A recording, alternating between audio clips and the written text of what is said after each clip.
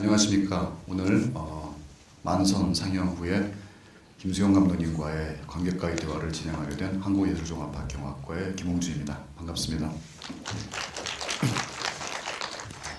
네, 여러분 방금 보셨다시피 1967년작 만선 48년 만에 저희들에게 이제 다시 돌아온 작품인데요. 이 작품의 발굴 경위와 또 의의에 대해서는 좀 이따 감독님과 함께 또 말씀드리기로 하고요. 먼저 여러분께 김수영 감독님을 소개하겠습니다. 네? 안녕하세요. 인사로. 예. 우선 감독님 이 영화 만선 정말 감독님 많은 사람들이 아까워했던 저희가 보지 못했던 감독님의 대표작 중에 한 편이라고 그렇게 생각해 왔는데 이번에 다시 찾고 또 다시 보게 되신 소회가 남다르실 것 같은데요. 먼저 감독님 소감부터 여쭤보겠습니다. 이 영화 본 소감입니까? 네. 이 영화를 찾고 또 보게 된. 그거 말 안 해도 그 감동은 참 큽니다. 그런데 오늘 사실 여기 며칠 전부터 여기 제주도 나들게 돼 있어요. 신상호 감독 구주기, 그 위에 이만희 감독 해고전. 그래서 늘 이렇게 빈자리가 많아서 우리 만선할 때도 빈자리가 많겠구나. 그런데 한국 영화의 빈자리라는 것은 숙명적인 거예요. 한국 영화는 늘 빈자리가 사람이 앉은 자리보다 많았어요. 그렇게 해서 100년을 버텨온 게 이제 한국 영화인데요. 전체적으로 그 영화에 대해서 할 긴 얘기는 다 줄이고요. 나는 오늘 내 친구 김기덕 감독 맨발의 청춘에, 그리고 부러진 화살의 정지영 감독, 그리고 장길수 감독의 시선은 나란히 봤어요. 근데 봤는데 저분들이 말 한마디도 안 하는데 김기덕 감독은 저희 편집을 잘하는 감독이거든요. 근데 감각이 살아있다 한마디 하는데요. 감각이 살아있습니까? 요즘 말로 하면은 살아있네 이렇게 표현할 수 있겠네요. 네, 근데 이 만선이라는 말 자체가 사오, 죽은 말이 됐어요. 지금은 빌딩에 가면은 주차장에 만차라는 거는 더러 있죠. 근데 이 만선이라는 건데 이 영화는 오늘 연극이에요. 이게 천승세라는 사람이 썼는데요. 목포 앞에 사는 사람인데 그 어머니가 그 박화성 씨인가요? 그 어머니가 소설가죠. 그래서 그 형제들이 전부 글도 쓰고 대학에서 강의도 하고 그런 사람인데요. 사실은 47년인가 8년 전이라고 그러면 우리는 카메라가요. 지금 장난감 카메라 같은 거예요. 지금은 고도하게 물질 문명이 발달을 해가지고 도무지 지금 영화 기재는 우리들 옛날 영화를 찍던 사람이 봐도 모를 정도로 앞서가고 있어요. 근데 이건 아주 말도 못하는 원시적인 그런 기재와 조명과 뭘 가지고 만들어놨냐. 그냥 의욕, 그리고 여기서 우리 뭐를 그리겠다. 그리고 덤벼들어서 했는데요. 사실은 내가 1965년에 갯마을이라는 걸 찍었거든요. 바다에서. 그리고 한 2, 3년 후에 이걸 다시 찍게 됐는데요. 물론 그 후에 바다를 테마로 한 영화를 제가 서너 개 더 찍어서 한 5개를 내가 평생 동안 만든 109개 중에서 바다 시리즈라고 이렇게 묶어놨는데 오늘 보니까 역시 바다 사람들, 그 밑에 깔린 가난 이런 것들이 이제 조금 더 부각돼야 하는데 못하는 이유는 여러분들이 화면 보셔도 아셨지만 이때 금열이 너무 심해가지고 남자 여자가 조금만 접근해도 따까닥 잘라버리잖아요. 근데 그런 때고 또 하나 야심이 있다 그러면 제가 이 만선보다요 한 5년 전에 굴비라는 영화를 만들어 놓는데요. 그건 제17회 베니스 영화제 초청을 받고 준비를 다 했는데요. 그 완성된 영화를 보고 당국에서 정부에서 이건 뒤 배경이 너무 가난한 염천동 집들이 많이 지켰잖아. 지금 대한민국은 앞으로 발전해 나가는데 이런 가난한 모습들이 나가면 한국의 힘쓰다 이거 못 나간다. 이렇게 해서 그 영화는 못 나갔어요. 물론 한쪽에서 일본 영화의 무슨 표절이다 이렇게 또 말을 만들어가지고 굴비라는 게 좌절이 됐어요. 그 5년 후에 내가 다시 이 만선을 혼자 이것을 유럽의 영화제에 보내려고 열심히 만들었는데 이것은 아시다시피 노사 문제가 깔려 있는 거예요. 여기 좀 불투명하게 그려 있지만 변기종이라고 그때 신협에서 제일 존경받는 그 선주하던 그 배우 그 사람의 배를 김성호가 도맡아가지고 뭐 이렇게 하는 그런 내용인데 그 원작을 보면요 굉장히 노사관계의 문제가 심각하고 또 합리적으로 잘 그려져 있는데 그걸 다 그리면 뭐 어림없죠. 어떻게 그 영화제에 나가겠어요. 그래서 그걸 밑에다 깔고 그냥 위에 다른 이 어부들의 생활 중심으로 찍었는데 역시 제가 오늘 봐도 아쉬운 점이 많고 오늘 대한민국의 영화 감독이 이런 소재를 찍는다 하면 다른 건 다 안 찍어도 노사관계 문제는 반듯하게 찍을 것 같은 그런 느낌을 받았습니다. 얘기 좀 하시죠. 예, 뭐 항상 감독님 작품에 대해서는 겸손하시면서도 또 열정적으로 그렇게 정말 기억력이 부러울 따름인데요. 이 작품의 그 굉장히 오늘 여러분이 보신 것은 사실은 영화가 상영됐을 때의 상태보다는 못한 화면입니다. 왜냐하면은 원래 영화는 35mm 시네마스코프로 촬영이 됐었는데 영상 자료는 이번에 발굴한 자료는 16mm 프린트입니다. 그러니까 조금 설명을 드리자면은 예전에 극장 상영용 프린트가 아니라 별도로 16mm 프린트 축소판을 만들어서 마치 보따리 장사처럼 이렇게 전국을 순회하면서 뭐 장터랄지 공예당이랄지 아마 여기 어르신분들께서는 그런 기억이 나실지도 모르겠어요. 그럼 가설극장에서 상영했던 16mm 프린트가 발견이 됐기 때문에 그래도 굉장히 상태가 좋은 편이라 저희가 이 영화의 촬영이나 그 속에 담겨있는 한려수도의 수려한 풍광 같은 것들을 느낄 수 있지만 약간의 아쉬움은 남네요. 그렇지만 이제 앞으로 또 본격적인 복원 작업이 이루어지면은 훨씬 더 좋은 화면으로 만날 수 있을 거라고 생각을 합니다. 감독님 주 촬영지가 통영이라고 들었는데요. 거기를 선택하신 특별한 이유가 있었나요? 예, 나는 경기도 사람이라 내륙 지방에서 살았어요. 그래서 바다를 못 보고 큰 사람이에요. 어른이 돼가지고 바다를 봤는데요. 바다 신기하죠. 그래서 갯마을서부터 이제 바다 영화를 찍기 시작했는데요. 이 원작은 천성세라고 목포 앞바다에서 살던 사람이에요. 그리고 그럼 목포에서 찍으면 어떨까 이렇게 생각하고 있는데 거기는 지금처럼 뭐 교통편이 좋은 것도 아니고 그때 마침 여기 음악을 하는 정윤주 선생이 그럼 내 고향 충무 그때는 통영입니다. 통영에 한번 가서 찍자. 그래서 통영에다가 한 50명 되는 저 사람들을 전부 영화에서 재우고 1시간 정도 배 타고 나가서 연대도 근처에서 저 영화를 낮에 찍는 거죠. 그리고 밤에는 돌아서 자고 또 아침에 가고. 그런데 여러 가지 에피소드가 많았는데요. 그 중에서 여기 허리가 격자로 꼬부러진 할머니 있죠. 그 송미남이라고 그러는 그 여배우인데요. 저분은 산불 갯마을서부터 제 영화에 늘 그냥 이렇게 같이 다니면서 출연하는 분인데요. 이분이 저희 지금 아파요. 아픈 상태도 내가 이 영화를 빼낼 수가 없다. 그래서 끝까지 버틴 거 하나 하고 이 촬영 기사는 장석준이라는 사람인데요. 이 사람은 갯마을을 찍은 전조명이하고 서라벌대학 1기생, 동기생인데요. 둘이 선의의 라이벌이죠. 그런데 갯마을이 상을 탔어요. 촬영상 무슨 대종상인가 뭐 그런 걸 탔는데 이 사람 나는 왜 못하느냐 그러고 덤벼들었는데 이 장석준은 운동신경이 좀 둔해요. 그렇게 사람이 좀 이렇게 비대하고 전조명엔 배싹 말랐고 이렇게 됐는데 비대한 사람이 이제 바다에 탈 때 바다에 배에서 육지로 내릴 때 육지하고 바다의 그 간격을 계산이 안 돼가지고 맨날 헛되지만 물을 펑덩 가라앉는 거. 저 사람은 배에서 내릴 때 맨날 물로 텀보덩 가라앉는 거. 이런 기억이 오늘나네요.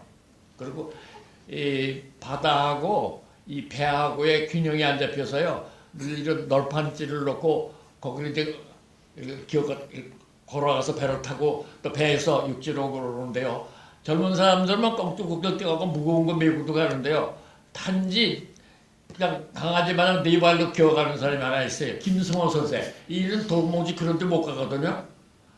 그런데 늘 그는 이렇게 네 발로 기고 앞에서 뒤에서 붙들고 이제 배 타고 배에서 내리고 그러거든요. 어느 날 배 밑에서 불이 났어요. 그 기관실에서. 여기 기관실 아까 갖다 나오는데 그거 찍기 전에.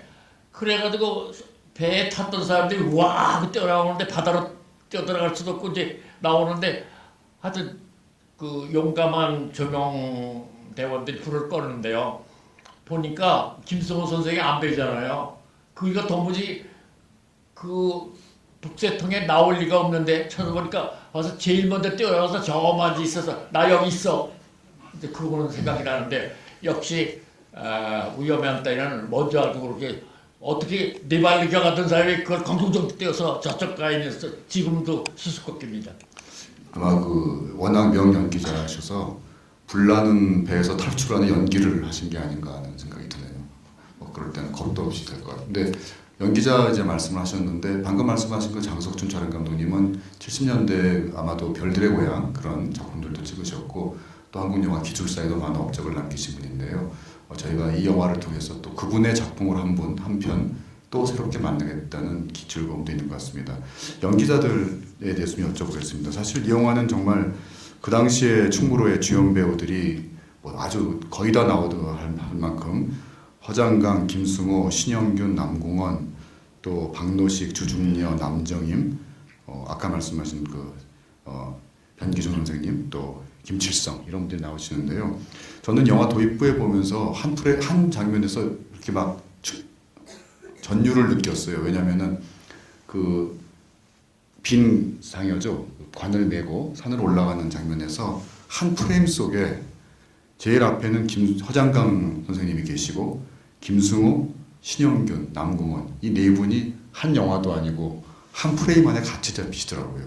그래서 정말 아주 어떻게 말할 수 없었는데 어떻게 이 기라성 같은 배우들이 또 스케줄을 빼가지고 그렇게 지방에서 오랜 시간 동안 당시의 기준으로는 촬영을 할 수 있었는지 또 그들은 어떤 각오로 이 영화에 참여했는지 혹시 감독님께서 아시는 바가 있으면 말씀해 주시죠. 그때 오늘의 신영균이하고 그때의 신영균이하고는 딴 사람이죠. 그때는 신영균이 주머니 이렇게 손 넣어봐도 먼지밖에 안 나올 때예요. 돈 없을 때예요. 감독과 똑같아요. 점심 같이 걷고 그때는 음료수가 없으니까 뭐 찌찌로만 바닷물 먹고 그러고 있을 때니까 지금 같으면 뭐 그렇게 네 사람을 한 프레임에 넣기가 힘들지만 그때는 어떤 영화 작품에 들어갔다 그러면 뭐 멸사범공 그냥 그 영화 끝날 때까지 거기 다 있는데 오늘 보니까 이거 남궁원 씨 여기 왔으면 좀 안 됐는데 남궁원 씨 여기가 좀 서툴죠. 그 박노식이는 어느 정도 하는데 왜 서툴까? 역시 남궁원이 서울에 무슨 영화를 찍다 오는 아이라 그냥 서울 생각하느라고 그러고 그 분장도 좀 이상하지 않아요? 남궁원이. 그런데도 그냥 역할을 했어요. 지금 같으면 뭐 다른 배우가 하겠죠. 그리고 김승호 선생이라는 분은 저는 혈맥이라는 걸 이 영화보다 몇 년 전에 했는데요. 저분은 자기를 내던지고 가죠. 근데 너무 오버액션을 해가지고 목소리가 잘 안 나오고 너무 감개무량한 연기를 해서 그렇지 저분은 굉장한 분입니다. 아마 저분이 살아 계셨던 분 아니 살아 계신 것보다도 우리가 조금 더 저분을 더 연구하고 세상에 알렸으면 한국에서 아마 명우 한 사람이 나왔을 텐데 지금 한국에 명우 있습니까? 저분 같은 분이 어떻습니까? 뭐 본인이 명우라고 스스로 생각하는 사람들은 많이 있을 것 같습니다. 이 영화를 보면 또 감독님의 영화 속에서 굉장히 강인한 여성상들이 많이 그려지고 또 한편으로는 어떤 여성이 자신의 독립적인 독자적인 자아를 찾아가는 이런 것들이 감독님의 작품 세계에 꾸준히 등장을 하는데요. 이 영화 속에서는 주중녀 씨가 어떻게 보기에는 굉장히 순종적으로 보이지만 그런 강인함, 생명력 같은 걸 느끼게 하고 제 주변에 이번에 만선을 처음 본 많은 저희 학생들 또 동료들이 주중녀 씨의 연기가 굉장히 인상적이었다는 말을 하는데요. 감독님께서도 그런 평가에 동의하시나요? 예, 저기 주중녀 씨는요, 다른 영화 감독의 평을 빌리면요, 평이라기보다 저 김기영 감독, 그 뭐지 한연 찍었는데 그분이 늘 나더러 뭐 한국에 여배우 있어? 그러면서 주중녀 빼놓으면 여배우들도 아니야, 뭐 얼굴도 아니야 그거, 뭐 그렇게 얘기해요. 그럼 왜 그러냐 그러니까 주중녀가 한여에 나오잖아요. 근데 그 주중녀는 여배우는 카메라를 옆에서 대도 앞에서 대도 위에서 대도 밑에서 대도 모두 정리된 얼굴 하고 있다 그런 얘기를 해요. 그래서 저희 영감탱이가 그래도 골고루 봤네. 나는 속으로 생각했는데 주중녀 씨는요 굉장히 올곧고 정열적인 그런 여배우인데요. 어떤 성격을 잡으면요 돌진하죠. 저분이 저 한경남도 분인데요. 주중녀라는 이름을 어떻게 해서 저 사람이 예명일 거예요. 영화 때문에 애쓰다가 말로는 그렇게 행복하게 돌아가시진 못했는데 나는 산불 뭐 등등해서 주중녀 씨하고 작품을 꽤 많이 했는데요. 저분의 얼굴이 어떻습니까? 지금도 팔릴 것 같습니까? 지금도 형이 달라졌죠. 저런 얼굴 안 팔리죠. 근데 그때는 저 얼굴이 굉장히 예뻤다고 그러는데 나는 영화 감독인데도 여배우 얼굴을 별로 안 쳐다봐서 남정님 얼굴도 오늘 처음 봤는데 그렇게 제가 남정님인가 그럴 정도예요. 근데 여기요 그 뒤에 따라다니던 여자들이 굉장한 여자들이에요. 그 전에 악극단에서 연극하던 여자들이 이제 여기 뚱뚱하고 여기 입 빠진 여자가 석규녀라고 그러는 여자인데요. 이 아버지가 한국의 최초의 유명한 희극 코미디언 석불암 뭐 그런 비슷한 사람의 딸인데요. 이 사람 되게 웃기죠. 굉장히 웃기는데 그리고 그 여러 엑스트라들이 움직일 때는요. 사실 누가 카메라 앞으로 오냐면 잘 의식 못하죠 감독이. 근데 이 여자는 꼭 카메라가 중심에서 왔다 갔다 하면서 찍히잖아요. 오늘 보니까 제일만 찍혔던데 그 사람이. 근데 문제는 배우를 해도 마음으로부터 즐겁게 그냥 그 작품에 매료가 돼가지고 하는 사람과 그냥 얼마 출연료 계산 뭐 등등하고 뒤서 왔다 갔다 하다 그만두는 사람과 있는데 여기 허장강에 있는 전자예요. 그이는 뭐 자기 몸을 던지고 막 하고 얻어맞아도 막 하는데 김칠성 씨는 김칠성이라는 사람이 그 주목구로 나올 땐 그때 조금 더 위인데 그 적당히 하잖아요. 적당히 뭐 어떻게 녹음도 적당히 하고 그러니까 지금도 그렇지만 배우는 자기 역할에 그 모든 걸 다 거운다 이럴 때 아름답게 보이는 것 같이 오늘 봤습니다. 남정임 씨 같은 경우는 60년대 윤정희 문희 선생님과 함께 트로이카로 후에 불리게 되지만 이때는 아직 거의 신인 아니었습니까? 감독님께서 직접 발굴해서 유정해서 데뷔시키고 또 예명까지 남정임으로 지어주신 걸로 알고 있는데요. 이때 신인은 아니고요. 배우 그러면 어맹란인 봐서 살짝 그 나이가 들었고 김지민은 뭐 어머니나 뭐 마담이나 그런 거 하고 이렇게 젊은 그 아가씨 역할을 하는 건 남정님이 문희 윤정이 나중에 나오지 나올까 말까 하던 때라 그 남정님이 더 맡아가지고 했는데요. 근데 윤정이도 이제 조금 하기 시작해서 세 사람이 이제 한국 영화를 메고갈 최초의 시작이죠. 이때 무슨 일이 있었느냐 하면요. 남정님이는 원 이름이 이순님인가 뭐 그런 아이예요. 그런데 1965년 그러니까 만선보다 한 2년 전에 제가 공모해서 그 이광수의 유정이라는 영화에 나온 아이예요. 한양대학교 연극영화과 2학년 때 학생인데 얘는 걸음걸이도 못 걸어요. 뭐 걸어라면 넘어져요 자꾸. 그래서 조감독들이 밑에 뭐가 있나 그래서 손으로 만질 정도로 아주 그 뭐랄까 기본이 그러니까 연기라는 걸 전혀 모르는 아이인데 근데 굉장히 순박하고 마음이 착한 아이였죠.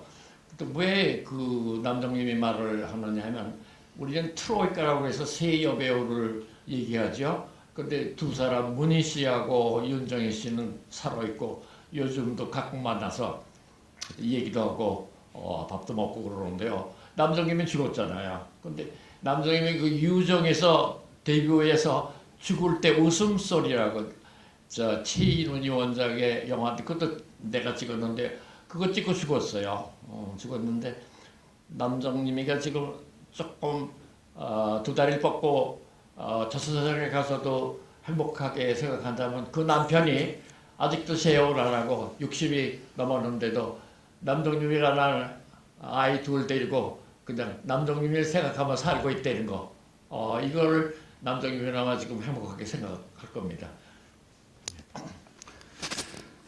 또 남정님 씨의 그 모습을 담은 영화가 또 이 만선이 그 이런 어떤 촌아가씨 같은 모습은 좀 이채로운 모습인데요. 이 영화 속에서 또 어디요?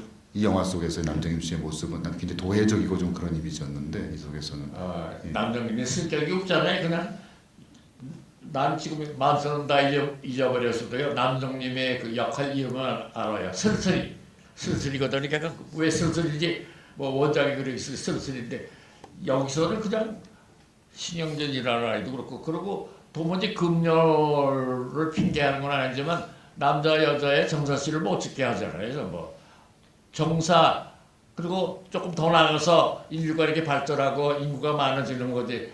정부 사람들은 그때 남자 여자가 뭐 이렇게 근처만 가도 뭐 타부시했잖아요. 그러니까 어떻게 할 수가 없죠. 뭐. 그런데 지금 같았으면 사실 남궁원이라는 총각하고 그 무당 전영주라는 사람의 러브씬을 내가 굉장히 구체적으로 기획하고 있었거든요. 근데 그것도 안 되고 신영균이하고 남정님의 무슨 러브씬도 그 배우부에서요 근사하게 하려고 그랬는데 그것도 뭐 날라가고 오늘 보니까 진짜 그 기록 영화처럼 그냥 막 지나가던데요. 그러니까 그 오늘 보신 것이 영화 그 검열에서 좀 잘려나간 부분이 있습니까? 아니면은 검열을 의식해서 아예 처음부터 집어넣지 않았던 거죠? 처음부터 못한 거죠. 금년에서 잘렸다고 그러면 내가 뭐 억울하지도 않아요. 그때 금년 나쁜 사람들이다 이렇게 치부하지만 미리 겉목선 못 찍은 사람은 내가 나쁜 거죠. 그러니까 그때 분위기가 그랬습니다. 저희들이 근사하게 상상으로 그걸 채우도록 하겠습니다. 지금 찍어놓으면 내가 그냥 보는 사람 깜짝 놀라게 그냥 찍을 수 있는데 그런 아쉬움이 있습니다. 사실 이 정도의 이야기라면 충분히 뭐 리메이크도 할 수 있을 것 같은데요. 감독님께서 다시 한번 연출하시면 좋겠다 생각합니다. 글쎄 또 무슨 만차를 찍으라면 내가 찍겠어요. 만선을 뭘 찍겠습니까? 뭐 만추도 찍으셨고 만선도 찍으셨으니까 이제 만찬 찍으시면 되겠네요. 근데 이 원작인 천승세님의 그 만선은 지금도 공연이 되거든요. 제가 정말 우연인데 어제 저희 학교 한국예술종합학교 복도를 지나가다 보니까 연극원에서 학생들이 다음 주에 실습 공연을 하는데 그래요? 예, 천승세 선생님의 만선을 올리더라고요. 근데 천승세 씨는 살아 계십니까? 제가 그것까지는 확인을 못했습니다. 예. 나는 이때 보고 이때 이 연극 보고 오늘까지 그 48년 동안 못 만났습니다. 그런데 이분이 아직 작품은 내놓은 것 같지 않아서 잘 모르겠는데요. 그런데 학생들이 지금도 만선이라는 연극을 합니까? 네. 이때 나는 국립극장 저 명동에요. 여기서 그 만선이라는 연극을 봤는데 이때 처음 이낙훈이라는 뚱뚱이가 나와가지고 공치라는 거 갖고 삐쩍 말른 뭐 그런 여기라면 허장각인가 저는 그게 박근혜가 아주 애들 20대 초 그런 아이들이 나와서 이제 그걸 하는데요. 이때 나는 그걸 보러 가면서 그 배우 때문에 간 건 아니고 그 연출을 한 게 최현민이라고 한양영화사에서 같이 일하던 사람인데 그 사람이 동경에 가서 연극 공부를 하고 이걸 가지고 돌아왔어요. 그래서 했는데 물론 이 얘기가 연극하고 영화하고는 연극은 이 얘기를 그냥 다 말로 하잖아요. 그러니까 참 그냥 이렇게 무대 위에다 모래 좀 갖다 놓고 뭐 천막 같은 거 쳐놓고 왔다 갔다 하고 뭐 그냥 시험이 달랑달랑하고요. 그냥 분장들도 시원치 않고 그런 걸 보면서도 이 사람들이 살고자 하는 의욕 그리고 가진 자와 갖지 못한 자의 갈등 그리고 이 바다 여인들의 숙명 이런 것이 참 예리하게 터치됐구나 이런 것을 느꼈었어요. 그래서 사실은 여러분은 지금 48년 전 그러면 상상이 안 갑니다. 왜? 명동에 옷가게 둘밖에 없었어요. 여자 옷가게는 송옥이라고 그 양장점 하나가 저 극장 있는 쪽에 있었고 남자 양복점은 뉴 스타일이라고 저 위에 쪽에 하나 있었고 둘밖에 없었고 둘은 뭐 한경도에서 온 친구라고 그러는데요. 송옥에는 그때 저기 그 여자 하나가 들어오는데요. 내가 여배우로서 까맣다 그냥 망설다. 근데 키가 좀 작아요. 근데 예쁘기는 그저 예뻐요. 세련되고. 작년에 여러분이 시컬 봤을 거예요. 그 아이 텔레비에서. 왜? 그가 이상한 사건에 말려드는 전향자. 그 사람이 그 송옥의 모델이었어요. 이쪽 뉴 스타일은 그냥 감독들 술 잘 먹는 영화 평론가들 거기 늘 모여 있었는데요. 이종벽이라는 분이 여기 앞에 나오는데 이분은 영화 나는 이 만선이에도 또 하나를 같이 했는데 그리고 유연목 감독이 여러분들하고 소위 조금 수준 있는 영화를 찍는다고 뉴 스타일로 한국 영화를 좀 끌고 가던 그런 사람들이에요. 그런데 이 만선은 그때 그때는 영화 찍으면요, 그때나 이때나 입도선매 그냥 벼가 이거가 아니라 파는 거죠. 이거 얼마다 그래서 그 돈 가지고 만드는 거 아니겠어요? 그래서 그 손해를 보면 다 그냥 밤에 보따리 싸가지고 도망가면 그만이고 그냥 돈 좀 남으면 또 계속해서 하고 이게 이제 충무로의 그 윤리의 일부분이었어요. 전부 그렇다는 건 아니지만요. 근데 이분이 만선에서 괜찮았어요. 그래서 그 다음에 네가 잘라 일색이냐 이런 것도 했고 여러 가지 영화를 했습니다. 그럼 그 만선은 그 감독님이 연극을 먼저 보시고 그리고 연출을 결심하게 되신 그런 과정을 밟은 건가요? 예? 그 연극을 보시고 연극을 봤는데 예. 그 명동극장에서 뉴스타일까지 한 200m 걸어와요. 걸어오면서 저거를 영화하면 그리고 그냥 그 양복점에 들어가서요. 그 사람 알거든요. 내가 이런 연극을 하러 보러 왔는데 이거 영화할까 그걸 하지. 그래서 그냥 시작한 겁니다. 200m 사이에 그냥 투자가 결정되는 그런 시대였다고 우리가 기억할 수 있겠네요. 감독님 그 나의 사랑 시네마 책에 보면은 이제 만선에 대한 그 글을 좀 쓴 게 있는데 거기 굉장히 아주 재미있게 맛깔지게 표현하신 게 그때 촬영 나갔다가 기관 고장으로 표류했던 에피소드를 쓰신 거 기억나나요? 배가 표류한 거예요. 저 띄우는 거요? 아니요. 만선 촬영 중에 예. 촬영하러 나갔다가 돌아오는 길에 배가 고장 나가지고 예. 막 다 죽는 줄 알았는데 그때 그 각각 배우분들의 반응이 다 예. 달랐다고 쓰신 걸. 그러니까 그 통영에서 영화 배우를 본다는 건 그때는 힘든 때죠. 그러니까 고기잡이들을 안 나가고요. 우리들이 아침에 배 타고 가려고 그냥 산더미 같이 와서 전부 구경하고 그래요. 올 땐 또 그렇게 하고. 근데 어떤 또 선주가 그냥 목성 타고 가잖아요. 우리들은. 근데 어떤 선주가 일당 내가 줄 테니까 그 배우들 탄 배를 제가 운전하겠다고요. 그리고 우리는 알지도 못하는데 그 운전하는 사람이 바뀌어가지고 이제 다른 사람이 운전하고 시간 구경하고 이제 오는 거죠. 밤에 오다가 남의 배니까 이게 제대로 내려요. 한 100km 2시간 왔는데 중간쯤에서 고장났잖아요. 밤에.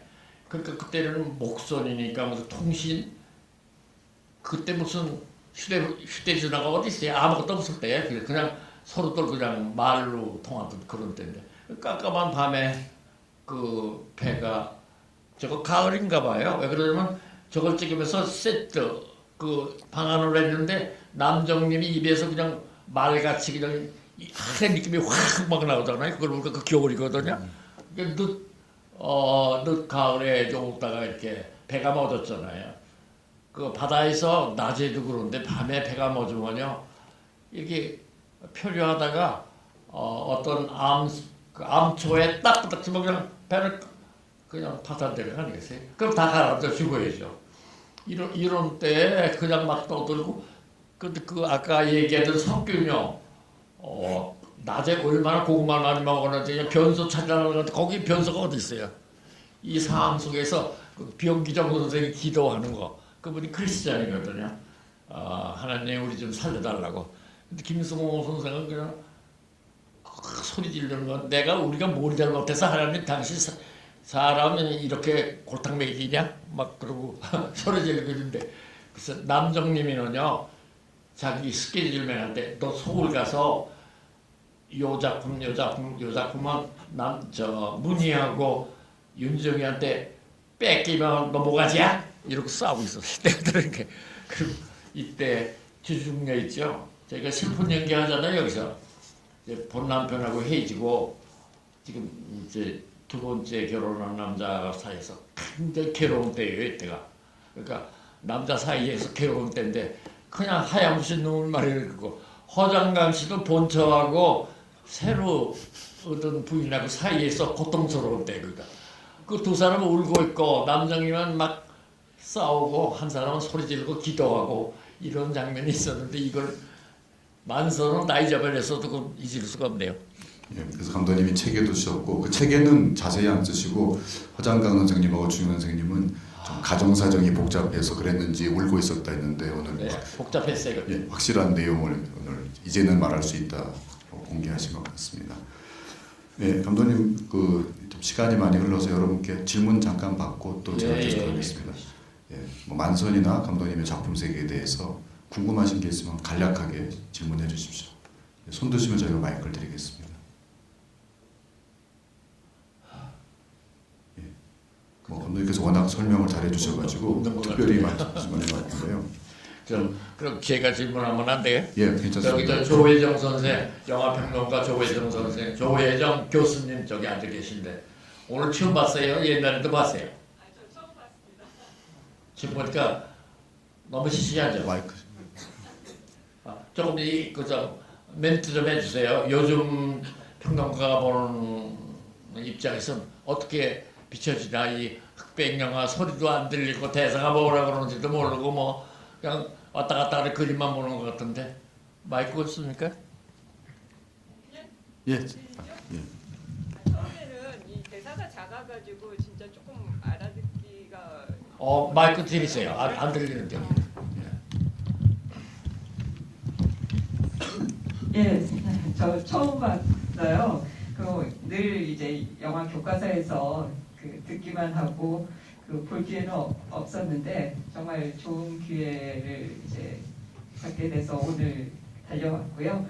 처음에는 좀 집중하기가 조금 어려웠던 부분이 소리 사운드가 좀 효과가 이렇게 확 귀에 꽂히질 않아서 조금 힘들었는데 곧 집중할 수 있었던 것은 일단 영화 속에서 아까 김홍준 선생님도 말씀을 하셨지만 일단 저희가 지금의 입장에서는 그다지 기라성 같은 배우들을 이제 볼 수 있었다라는 그런 부분하고요. 그리고 실제로 그 작품은 제가 대학교 1학년 때 교양국어를 배울 때 천승세 선생님 만선이 지문으로 나온 적이 있어요. 그래서 그때 뭐 다른 부분보다도 지금 감독님께서는 노사관계와 관련된 부분들에 대한 말씀을 하셨는데 제가 그때 읽었던 지문 속에서는 바다라는 대자연을 상대로 해서 인간이 이제 살아남고자 하는 그런 어떤 욕망들 그런 것들을 좀 더 부각시켰던 걸로 기억을 하는데 오늘 이 작품을 직접 보면서 그런 것들이 사람의 어떤 숙명 특히 바다를 끼고 살아갈 수밖에 없는 사람들의 그런 어떤 숙명들이 우리가 보통 그리스 비극이라고 하잖아요. 그런 것들과 이제 이렇게 오버랩되면서 굉장히 흥미로웠어요. 그리고 보통 아무래도 이제 젊은 세대들은 흑백 영화를 볼 때 특히 리듬감 또는 스토리 전개에 있어서 그 조금 이렇게 속도감이랄까 이런 것들 때문에 좀 어려워하는 경우들도 있는데 이 영화는 그렇지 않았어요. 그건 아마도 거기에 나오는 인물들이 가지고 있는 개성 때문일 것 같은데요. 연기는 그 각각의 배우들이 가지고 있는 그런 그 역량들이 차이는 있겠지만 전반적으로 저는 저 영화를 통해서 그 인물들이 개성이 굉장히 살아있다라는 생각을 많이 했거든요. 그래서 참 재미있게 봤습니다. 예, 잘 너무 봤습니다. 감사합니다. 그럼 여기에 또 한 분의 여류 그 여자 교수가 또 앉아 있는데 저 한서대학에서 영화 강의하는 저 이수경 교수 한마디 얘기해 보세요. 영화 봤지? 내 옆에서 좋지는 않던데 어떻게 봤는지 좀 젊은 사람들의 생각을. 저는 마지막 엔딩 부분에 열린 마인드로 오늘날 연극 지금 만선이 학생들이 공연하는 지금 이 한국의 아젠다로 너무 주목할 수 있는 미래적이고 희망적인 그 배에 어머니 모성애로 이제 육지로 닿게 하는 그 모성의 많은 희생을 감수하고 그 아기 베이비가 미래 어떤 창출의 새로운 세계의 어떤 도전의 아이콘이 되지 않는가 하면서 지금 현실하고 많이 맞물려 있고 굉장히 우리에게 주어지는 환경 설정에서 도전과 시련을 극복할 수 있는 그런 어떤 참 감명 깊게 봤습니다, 교수님, 감독님. 예, 감명은 빼고 그냥 그리고 여기 이제 한 사람만 제가 더 할게요. 여기요 제 옆에 앉아서 같이 봤는데 오늘 처음 본대요. 고등학교 때 이 영화가 나왔는데 그때 저 시험 공부하느라고 못 봤대요. 그래서 오늘 처음 봤다고 그러는데 정지영 감독 얘기 한마디 하세요. 칭찬 빼고 진짜 할 것도 없죠.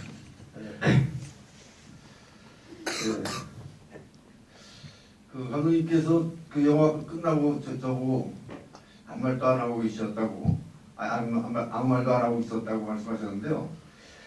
저는 이 영화에서 어떤 걸 기대했냐면요, 갯마을 같은 그런 서정적 리얼리즘 같은 걸 기대했는데 그런 게 안 보였어요, 솔직히. 그래서 지금 말씀하신 대로 보니까 이 영화는 물론 자연과의 싸움에서 그런 걸 드러내고 있긴 하지만은 감독님이 아쉬워하는 그 선주와 뱃사람들의 그 갈등이 좀 더 리얼하게 부각됐으면 그쪽으로 제가 포커스를 맞춰서 봤을 텐데 그게 부족해서가 아니었나라는 생각이 들어요. 근데 그걸 미쳐서는 검열 때문에 그렇게 찍었다라고 생각지 못하고 아쉬움으로 그냥 받아들였어요. 다만 아까 조혜정 교수님께서 말씀하신 대로 그 인물들이 여러 명 나오는데도 불구하고 그 캐릭터들이 분명히 짧게 나오는데도 분명히 살아 있어가지고 감독님과 제가 이 감독님 동수 역할을 했지만 감독님과 연기자들의 관계는 상당히 그 호흡이 잘 맞는 것 같다는 생각을 했습니다. 감사합니다. 그럼 하나만 더 하죠. 그 옆에 앉았던 장길수 감독. 그럼 다른 거 다 두고 그 노사관계 뭐 그런 거요. 어떻게 내가 정지영 감독을 따라가겠어요. 지금 뭐 맞다 안 되지만 영화 감독으로서 전체적인 그 흐름으로서 감각으로서 영화 감독의 연출력이랄까 이런 거에 대해서 한마디 좀. 제가 그 훈수를 두시는 적은 아닌 것 같고요. 감독님 더 훨씬 100편이 넘는 작품을 연출하셨는데 저 영화 이제 그만 만들자는 제가 속하기엔 그런 것 같고요. 영화는 재미있게 봤고요. 갯마을 같은 거하고 비교해서 차이 같은 것들을 좀 이렇게 봤습니다. 저도 감독님 영화 중에서 가장 제가 첫 번째로 꼽고 있는 작품이 갯마을이었는데 같은 소재인데도 만선 같은 건 이렇게 좀 다를 수가 있구나. 뭐 그런 점을 좀 비교해서 보게 됐습니다. 근데 선주하고 들은 갈등 같은 것들은 제가 기억하기에 그 천성세라는 작가 그분이 좀 원래 그런 경향이 있었던 것 같아요. 그분 그런 쪽에 이제 그 문제를 작품을 많이 만드신 걸 기억하고 있습니다. 나중에 그분이 창작과 위평 같은 데서 나중에 소설을 많이 쓰시고 그랬었는데 그때도 이제 그런 것들을 많은데 아마 그런 영향 때문에 작품이 갯마을하고는 좀 이렇게 다른 그런 사회 갈등 같은 게 좀 이렇게 부각되는 그런 작품이 되지 않았나 그렇게 생각이 되고요.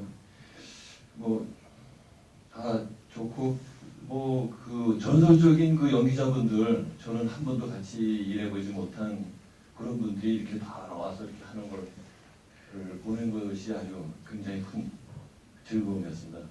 감사합니다. 감사합니다. 네, 감독님의 그 제자이신 감독님 조감독을 거치셨던 그 정지영 감독님, 장기수 감독님한테 마치 선생님이 학생들 숙제 검사하듯이 이렇게 일일이 확인을 하시는 모습에서 감독님답다는 그런 생각이 듭니다. 항상 철저하시거든요. 그런데 저도 한마디 덧붙여도 될까요? 혹시 네? 저한테도 여쭤보실까봐 저의 소감은요. 이왕이면 다 하세요. 예. 다 물어보세요.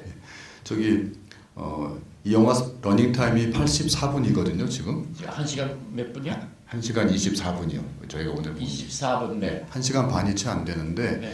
요즘에 이제 저도 학교에 있다 보니까 뭐 제자들이 감독으로 데뷔하기도 하고 요즘에 젊은 감독들의 작품들 보면은 많은 분들이 하는 게 영화가 좀 쓸데없이 길어지는 경향이 있다. 그러니까 같은 이야기인데도 뭐 한국 영화도 뭐 2시간이 넘어간다거나 이런 경우들이 있는데 물론 당연히 영화가 그 정도 길이를 가져야만 이야기를 소화할 수 있고 또 충분히 그동안의 관객들에게 재미와 감동을 준다면 괜찮은데 꼭 저렇게 너무나 많은 것을 설명하려고 한다거나 너무나 많은 것을 일일이 다 설명을 하려고 한다거나 네. 또 이야기를 이렇게 제대로 아. 감당을 못하다 보니까 길어지는 것도 사실 있거든요. 그래서 사실 만약에 이 만선에 이렇게 많은 인물들이 등장을 하고 뭐 이런 선조와의 갈등 또 여러 가지 뭐 로맨스 거기에 무죽지에서 도망온 사기꾼 박노식 씨가 등장할 때 왠지 스릴러 분위기도 나고 이런 여러 가지 요소들을 요즘 감독이라면 과연 1시간 반이라는 시간 속에 소화시킬 수 있었을까? 한 4시간은 찍지 않았을까? 그런 생각이 드는데 그것이 이제 감독님의 스타일이었던 것 같은데요. 그런 면에 대해서 특별히 좀 신경을 쓰셨는지요, 감독님? 예. 우리가 영화 보려면 영화 화면이 이렇게 옆으로 길죠. 이렇게 길지가 않잖아요. 왜 이렇게 기냐면요. 사람들이 옆으로 이렇게 길거든요. 그러니까 보기가 편리하죠. 과학적으로. 그런데 에이젠슈테인이라고 소비에트의 천재적인 감독 하나가 뭐 때문에 이렇게 하느냐. 난 이렇게 찍고 싶다. 그래서 화면을 이렇게 길게 찍는 영화를 미국에 가서 하나 연구를 했어요. 근데 그걸 어디다 쓰느냐. 높은 산을 찍을 때 아니 이렇게 찍으면 얼마나 멋있겠지 여자요? 이 긴 거라고 그냥 불편하게 너무 많이 나오잖아요. 그런데 화면을 길게 하면은 저 영상이 세 개 거 다 바꿔야죠. 필름 다 바꿔야죠. 결국은 뭐 갈등하다가 그만뒀어요. 형식 영화는 그런 형식 안에서만 우리가 얘기할 수 있는 그런 거예요. 그런데 지금 그 길이에 대해서 얘기했는데요. 1시간 40분, 1시간 30분이 인간이 생리적으로 여기 가만히 앉아 있는 최소한도의 시간을 1시간 30분에서 40분으로 본대요. 그래서 영화가 아무리 재밌어도 그 시간만큼 더 오버하면은 무슨 인체가 고통을 받는다 이거예요. 그러니까 거기 맞춰야 할 거 아니에요. 그래서 이제 대충 그렇고 또 저렇게 많은 사람들 뭐 디테일하게 어떤 그 한국 영화 감독처럼 뭐 리얼리즘이라는 거 한다고 그래서 뭐 이 사람 절름발이에 절름발이 뭐 지금 보니까 상어가 물어가는 걸 곰치가 뭐 해줬다고 뭐 조금 비주고 있는데 하여튼 섬세하고 다르다고 이거 5시간을 그려야죠. 근데 그렇게 안 하고 그냥 1시간 40분, 1시간 20몇 분으로 그냥 절대절명 그 안에 자본을 가지고 한 프로그램을 만들려고 그러면 이것도 대담해요. 너는 대사 그만두고 너도 해야 하고 네가 해야 하고 여기서 대표적인 말은 네가 해야 하고 이게 다 감독의 어떤 계산에서 나오는 거죠. 그래서 나는 이상하게도 영화를 109개를 만들었으면 놀랄 만큼 많이 만들었다고 남들이 그러는데 긴 영화가 없어요. 1시간 40분 넘어가는 영화가 없습니다. 그 이유는 불필요하게 한 거 또 하고 한 거 또 하고 한 얘기 또 하고 나왔더라면 또 나오고 이렇게 할 필요가 없고 또 하나는 내가 영화를 찍고 다 편집해보니 1시간 20분밖에 안 되잖아요. 이건 너무하잖아요. 그래서 너무 짧게 찍으니까 이 문경국 그때 그 영화 금전하는 사람 중에서 이런 조항이 있을 것 같아요. 한국 영화는 몇 번 이상 해야 한다. 이게 한 프로로 본다. 그러니까 그 이상은 찍어야죠. 근데 다 찍어 놓고 보니까 그 시간이 안 나오는 거예요. 그게 뭐냐면 안 되라는 거예요. 왜 그러냐면 한 얘기 또 하고 한 얘기 또 하고 하면 안 되잖아요. 그래서 이걸 다시 찍을 수 없고 어떡하나 고민하다가 편집실에 가서요. 그 버려진 필름 있잖아요. 그러니까 바스켓 거기 들어가야 돼. 다 뒤져가지고요. 딱 닦아가지고 거기서 쓸만한 것들을 다시 다 골라서 다 붙여가지고 그 들어갈 자리를 다 이렇게 만들어가지고 1시간 30분인가? 아닌가 그렇습니까? 그거 채워가지고 겨우 통과된 그런 일인데 또 사람들 그 나중에 내가 붙인 필름들이 있죠. 아 이게 절품이라고 이럴 수가 없다고 그러는데 나는 어떤 쪽을 믿어야 할지 그래서 나는 내 신념대로 그것도 영화를 만듭니다.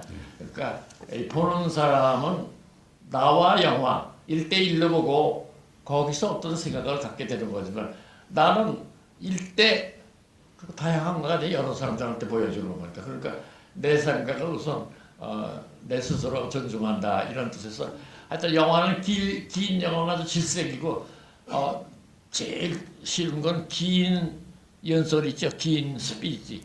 그건 더 싫고요. 또 긴 또 뭐가 있나요? 사람을 지루하게 하는 건 참 싫습니다. 예, 긴 기다림이 뭐 그런 것들이겠죠. 네, 이제 시간이 많이 가서 감독님께 이제 마지막으로 제가 뭐 질문이자 또 소회를 여쭤보겠는데 그 김수영 감독님의 작품이 좀 감독님께서 덕이 있으신 것 같아요.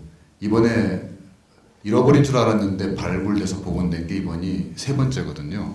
그것도 공교롭게 아주 시대순으로 63년에 만드셨던 혈맥이 몇 년 전에 발견됐었고요. 그래서 복원이 돼서 지금 우리가 볼 수 있고 작년에는 65년작 저 하늘에도 슬픔이 영화가 발굴이 됐고 그래서 이제 이만하면 뭐 나올 만한 영화가 나왔나 싶었는데 혈맥 저 하늘에도 슬픔에 이어서 만선까지 나와서 저는 김수영 감독님의 잃어버린 영화 다시 찾은 3부작 이렇게 이름을 붙이고 싶은데요.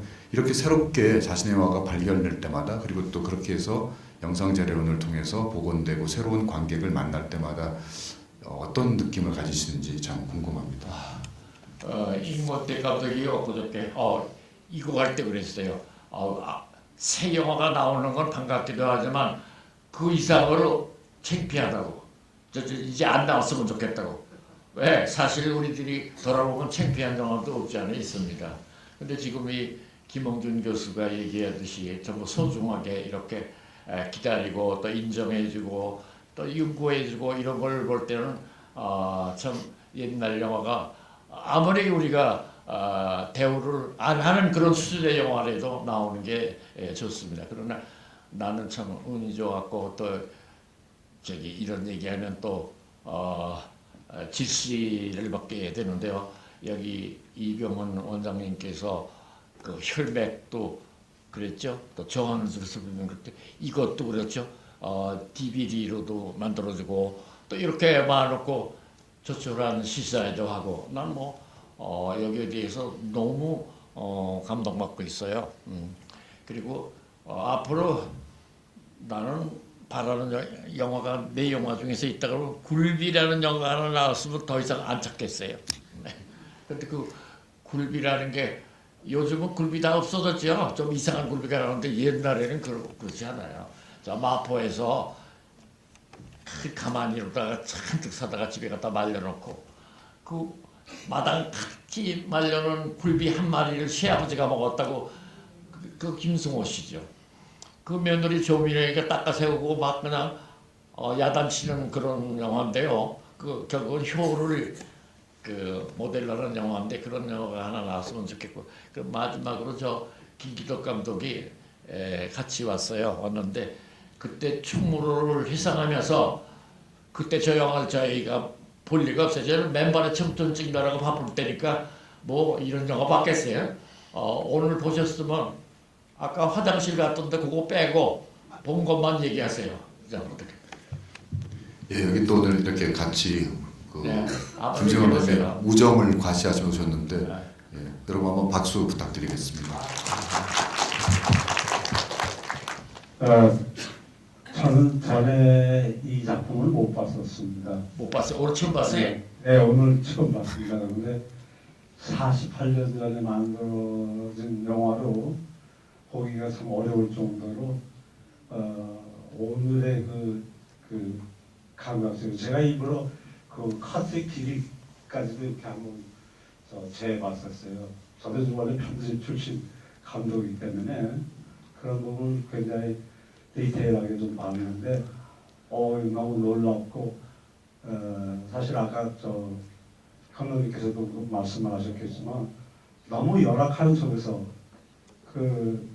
이런 작품을 만드셨다는 게 어떤 점으로 굉장히 놀랍습니다. 제가 또 그 기술적인 측면에서 하나 지적하고 싶은 것은 그 태풍 장면이요.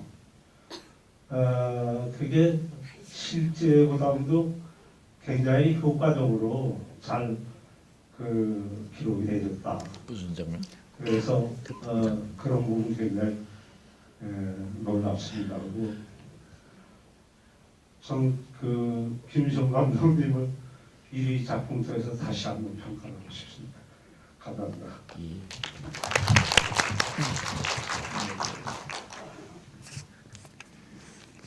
예, 감독님 뭐 마무리 더 덧붙이실 말씀 있으신지요? 마무리 말씀해 주시죠. 저는 할 얘기 없고요. 만선을 이렇게 여러분과 함께 다시 보게 된 것을 굉장히 의미 있게 생각합니다. 그리고 이 화면에서 지금 살아남은 사람은 신영균 씨 한 사람뿐일 거예요. 거의가 다 작고했습니다. 과연 저분들은 자기들이 저렇게 열심히 그냥 점심도 굶어가면서 저 비린내는 생선 목선에 타고 저렇게 아우성 치고 저것도 대사가 잘 안 되잖아요. 그러니까 저거 후시녹음으로 다 했다고 치지만 저렇게 아우성 집에서 연기했던 저분들은 지금 어떤 모습으로 어떻게 눕고 계실까? 저분들의 명복을 빌면서 오늘 여기 신영규 씨 같이 왔으면 좋을 뻔했는데 우리가 통보도 안 했죠, 아마 통보도 안 했고 저분한테는 내가 말로 전하겠습니다. 너의 젊은 날의 연기는 괜찮았다고. 여러분 감사합니다. 네, 우선 마무리하면서 드리고 싶은 말씀은 이제 후배 영화인으로서 또 관객의 한 사람으로서 이렇게 훌륭한 한국 영화의 유산을 만들어주신 감독님들, 여기 오늘 오신 김세형 감독님, 김희덕 감독님, 정재영 감독님, 장길수 감독님 다 감사드리고요. 또 한편으로는 영화인의 자격에서 이러한 영화들에 관심을 가지고 이렇게 오늘 와주신 관객분들의 힘이 있기 때문에 영상자료원도 발굴과 복원을 계속할 수 있는 것이고 저희가 이런 작업이 지속될 수 있을 거라고 생각을 합니다. 또 저희 후배들에게는 이러한 작품들을 또 다음 세대에게 전달하고 그 가치를 다시 만들어내는 작업이 기다리고 있다고 생각을 하고요. 오늘 끝까지 자리 지켜주신 여러분 감사드리고 김성 감독님 항상 건강하시고 또 이런 자리에서 자주 뵙겠습니다. 감사합니다.